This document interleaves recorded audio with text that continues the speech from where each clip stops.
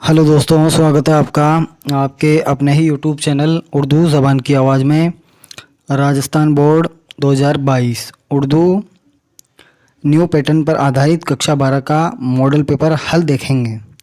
किस तरह आपको एग्ज़ाम में बोर्ड के एग्ज़ाम में किस तरह पेपर को हल करना है, उसी का सॉल्यूशन देखेंगे। सभी क्वेश्चन होंगे, उसके आंसर विथ तो आंसर समेत सभी क्वेश्चन होंगे। अगर आप चैनल पर नए हैं तो चैनल को लाइक करें, कमेंट करें, शेयर करें और अपने दोस्तों को बताएं, जिससे इसका लाभ सभी को मिल सके। ये मॉडल पेपर है और इसका हल आंसर समेत आपको दिया जाएगा।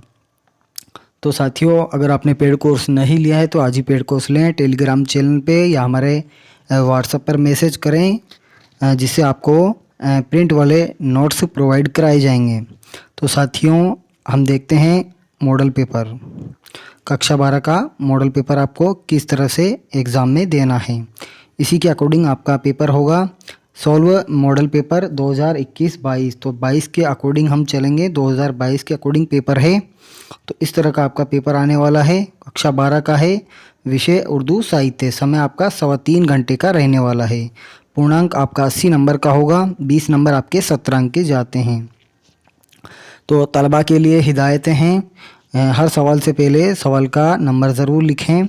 हर सवाल का जवाब लिखते हुए इस सवाल में दी गई हिदायत पर अमल करें और हर सवाल के जवाबात को खुशखत लिखें, यानी साफ़ लिखें और इमला की दुरुस्तगी का ख्याल रखें। इमला यानी जो वर्तनी शुद्धि है उसको साफ़ लिखें। तो आपके लिए जो क्वेश्चन रहेगा, मंदरजा झेल मारूजी सवालात के दिए गए 4 जवाबात में से सही जवाब को अपनी कॉपी में लिखें। तो पहला जो सवाल है ये रहा आपकी स्क्रीन पर।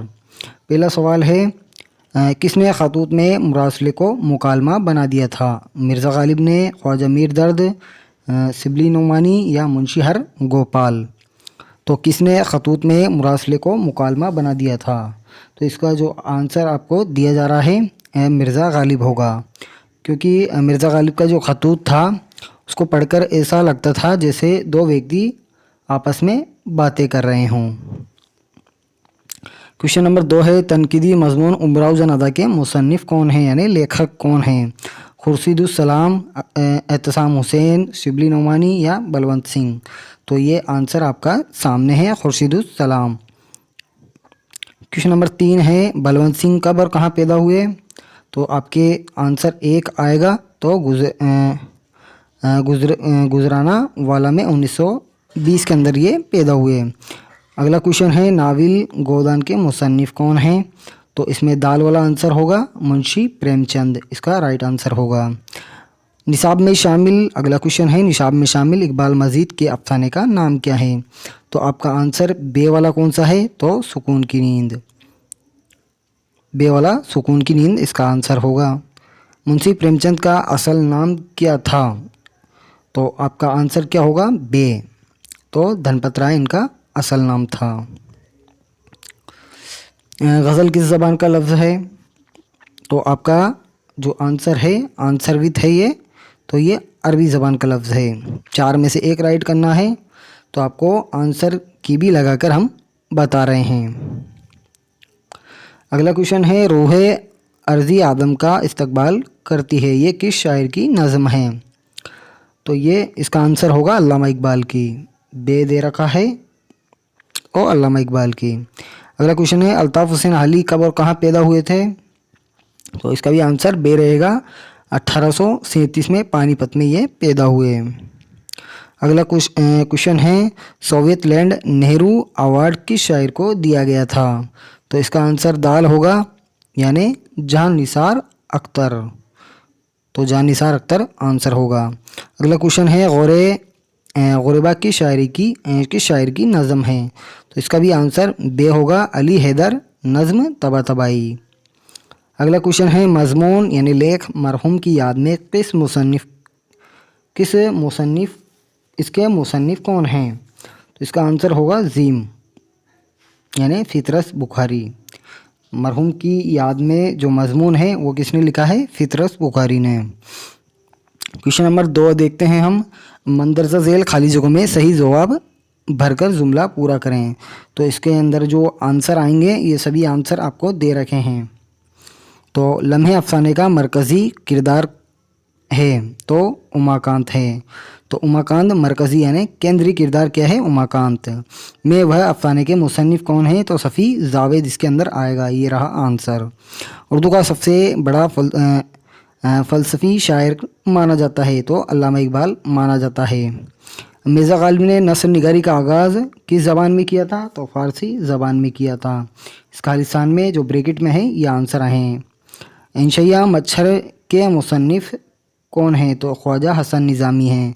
किस सिन्फ में है? इंशिया में लिखा हुआ है।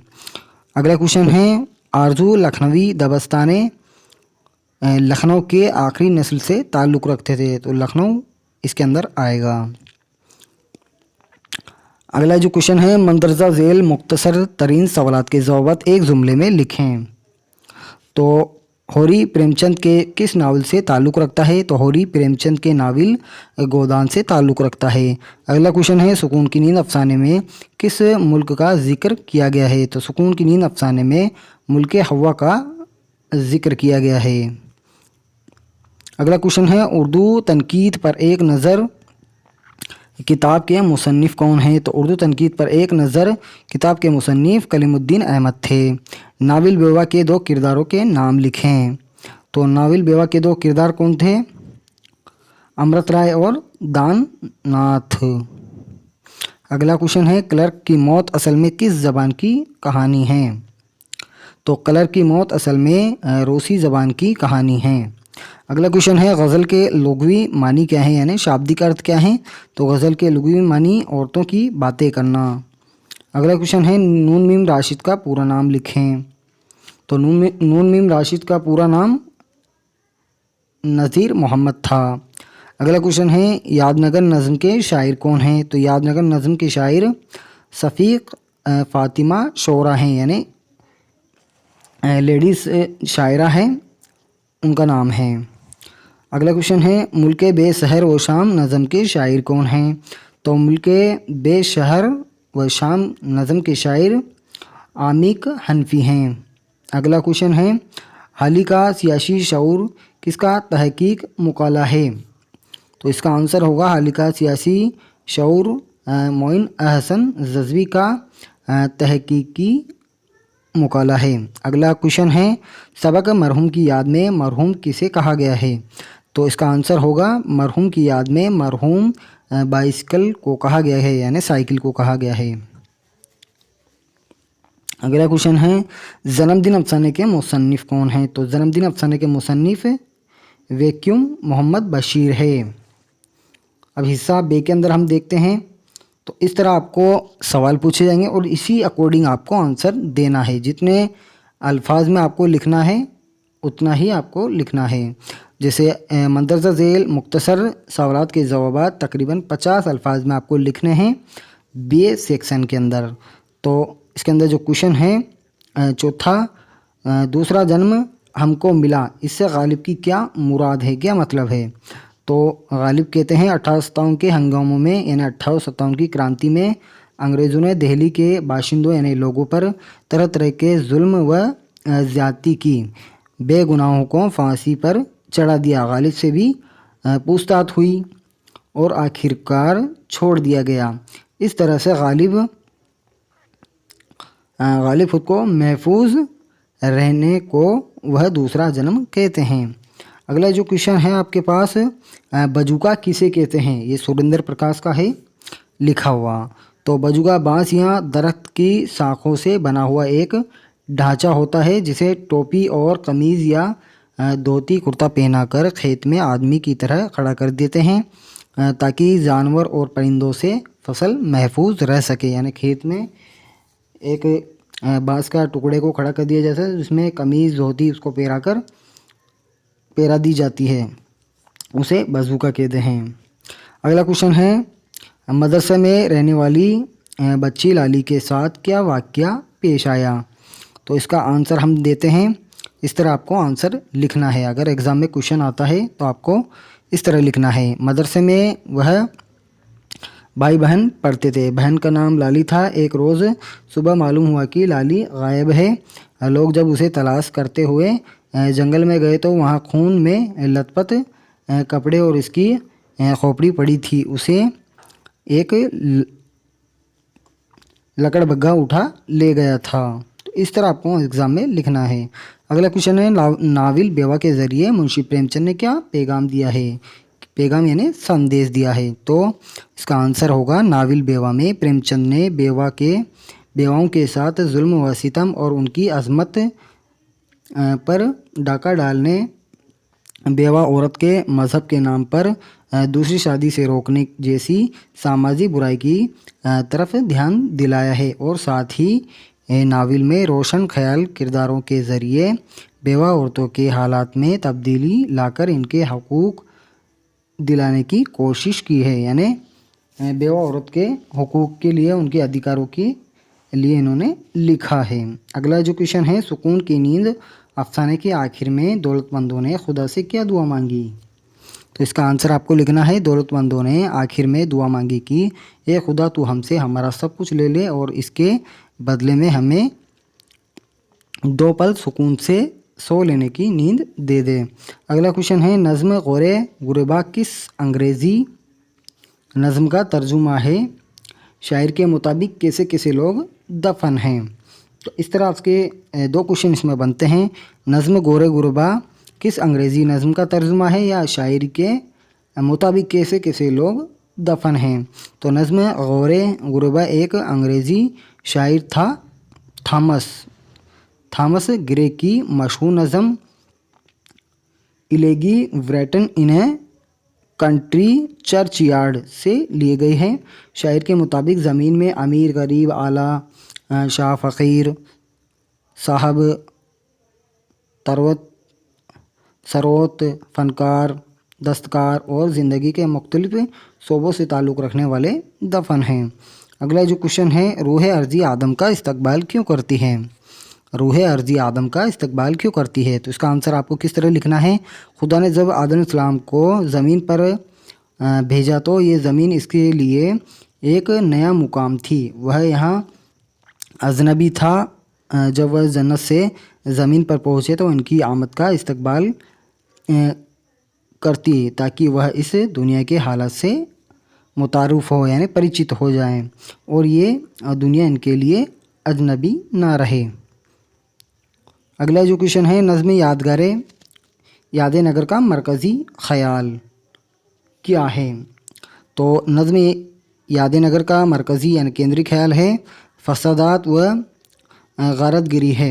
इस नज़्म का मरकज़ी किरदार एक फसाद ज़ुदा औरत है जो अपने घर और वतन से दूर एक कैंप में ज़िंदगी बसर कर रही है। इस कैंप में और भी लोग हैं जिनके घर फसाद की वजह से बर्बाद हो गए हैं। फसाद से मुतासिर यानी प्रभावित लोगों का हौलनाक मंजर दिल को दहला देता है। अगला जो क्वेश्चन है, नज़्म मुल्क बे शहर व शाम में शायर के लिए क्या याद रखना महाल है? तो इसका आंसर इस तरह आपको लिखना है, जवान होकर शायर दुनिया के मसरूफियात और ज़रूरियाती ज़िंदगी को पूरा करने में इस कदर मशगूल हो गया है कि उसे ये याद रखना भी मुश्किल नज़र आ रहा है कि किस तरह मशरिक़ है और किस तरफ मगरिब है।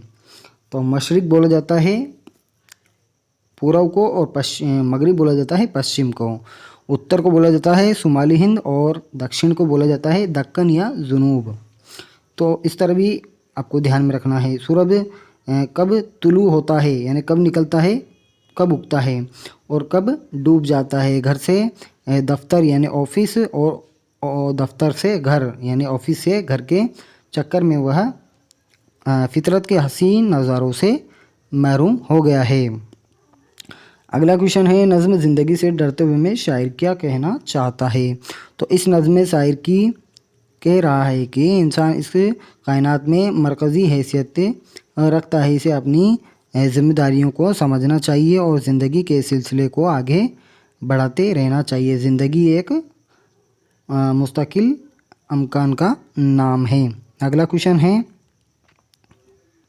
चेर याकूब की मौत का सबब क्या था? सबब यानी कारण क्या था? तो चेर याकूब जब माजूरत के लिए जनरल बरी सालूफ के दफ्तर पहुंचा तो वह इस पर बहुत गुस्सा हुआ और उसकी बात सुने बगैर ही वह दफ्तर से निकल दिया। तब वह अफसरदा होकर घर पहुंचा, सोफे पर लेटा और मर गया। मुख्तसर ये कि इसकी मौत की वजह जनरल का बर्ताव था जो उसने चेर याकूब के साथ किया था।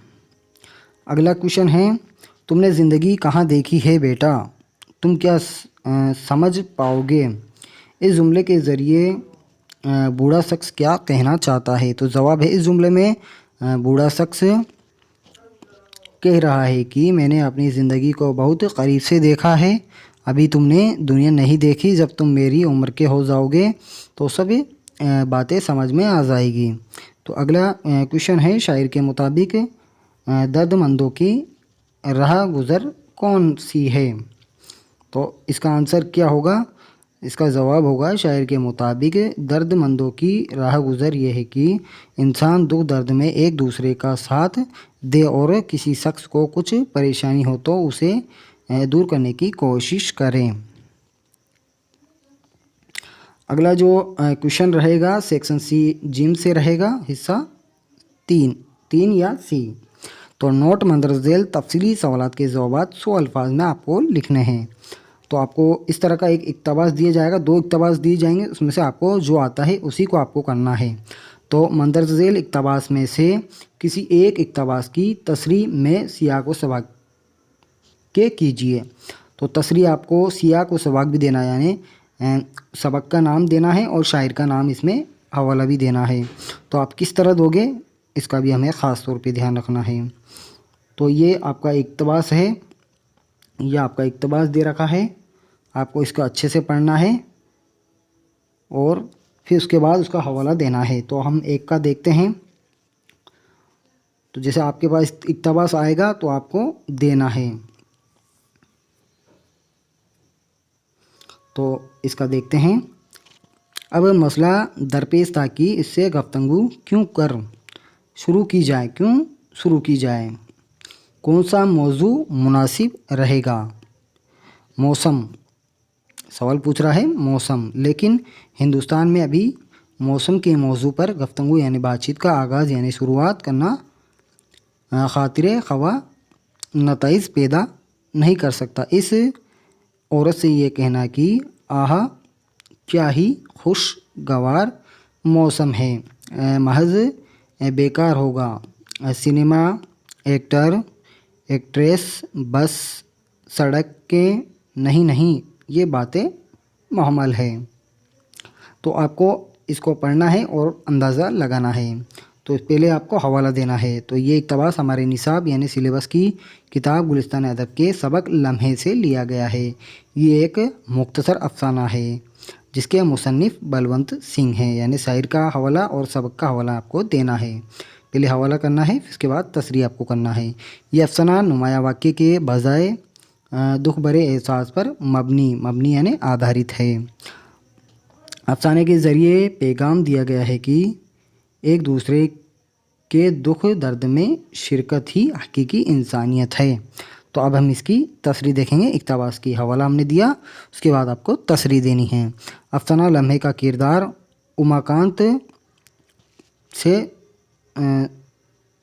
उमाकांत सर्दी के मौसम में सुबह बस में सफ़र कर रहा था। पास के सीट पर एक खूबसूरत खातून यानी औरत अपने छोटे बच्चों के साथ सफ़र कर रही थी। उमाकांत इस खातून से बात करने के लिए किसी मौजू के बारे में गौर व फिक्र कर रहा था। किस तरह से इस खातून से बात शुरू की जाए? हिंदुस्तानी मौसम या फिल्मों के एक्टर या एक्ट्रेस पर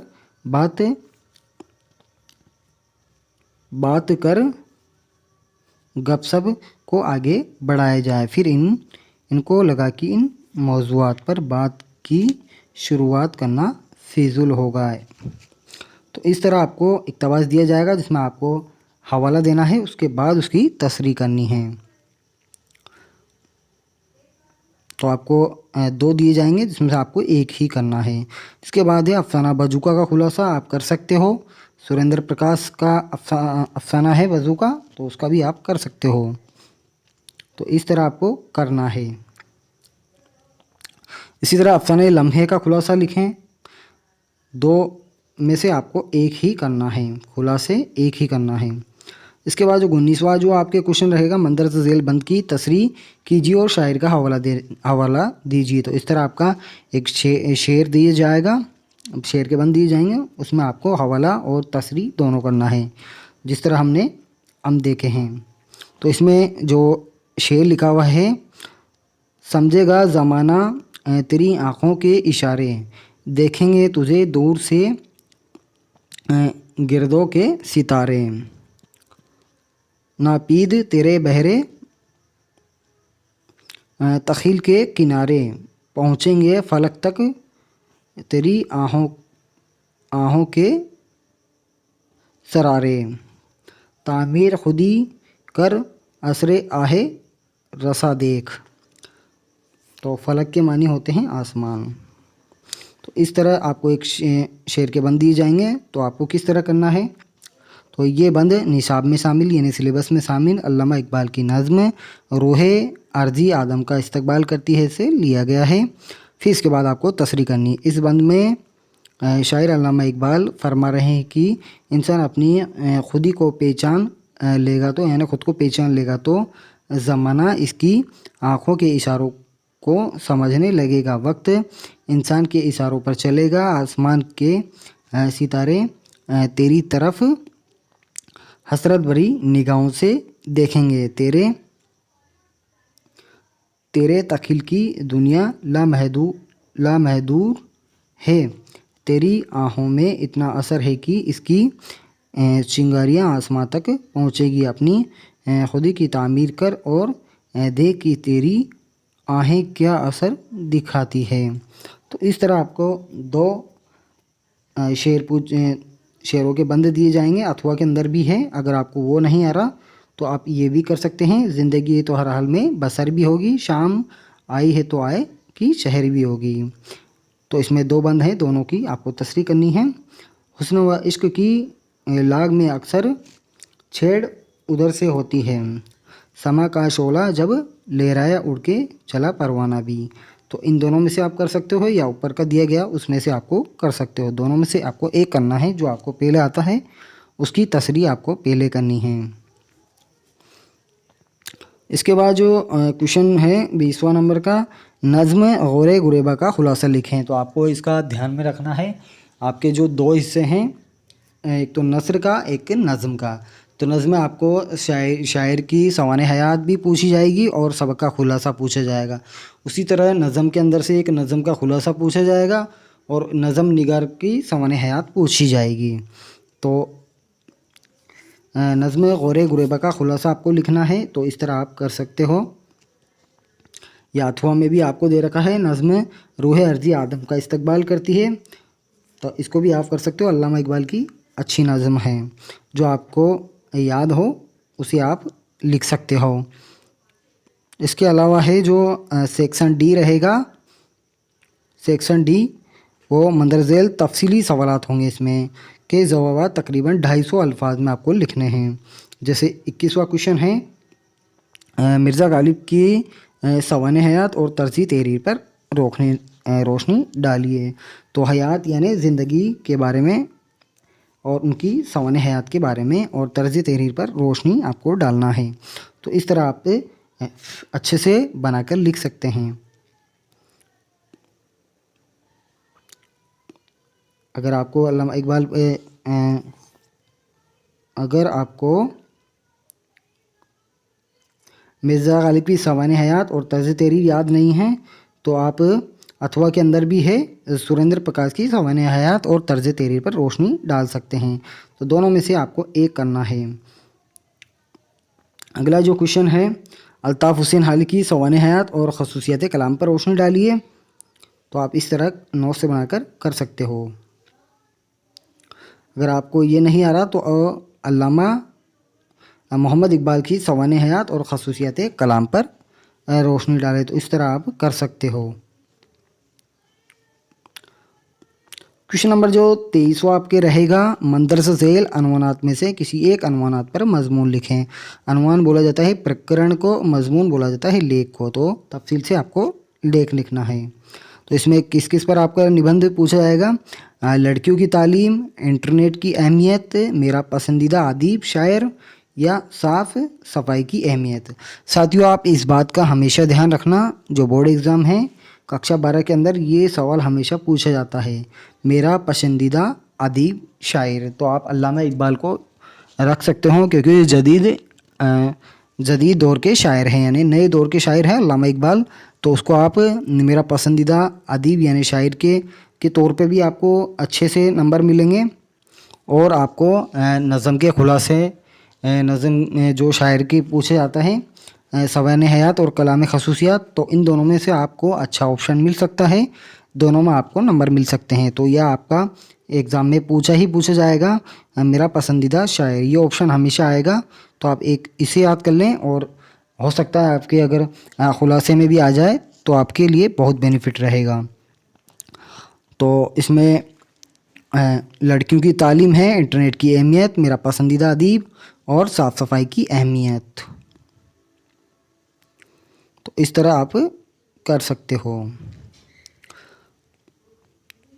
तो साथियों, आपको ये ध्यान रखना है, इसके अंदर से जो आपको ध्यान रखना है, कोरोना वायरस पर अगर आपसे पूछा जाएगा तो आप उसको कर भी सकते हो या नहीं भी कर सकते, लेकिन ये हमेशा आएगा मेरा पसंदीदा अदीब शायर।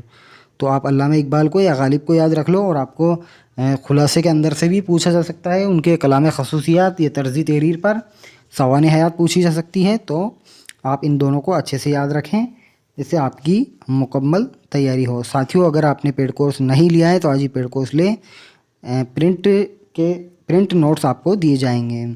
तो साथियों, कुछ क्रैश कोर्स भी हम चलाएंगे मार्च के अंदर, तो उसमें भी आपको बहुत बेनिफिट मिलेगा। जो इम्पोर्टेंट क्वेश्चन आंसर होंगे उसको ब्लूप्रिंट के द्वारा हम तैयार कर रहे हैं, जल्द ही तैयार होंगे तो आपको अपलोड कर दिए जाएंगे। साथियों, अगर आप चैनल पर नए हैं तो चैनल को लाइक कमेंट शेयर ज़रूर करें। तो साथियों, मिलते हैं अगली वीडियो में, तब तक के लिए बाय, बहुत बहुत शुक्रिया।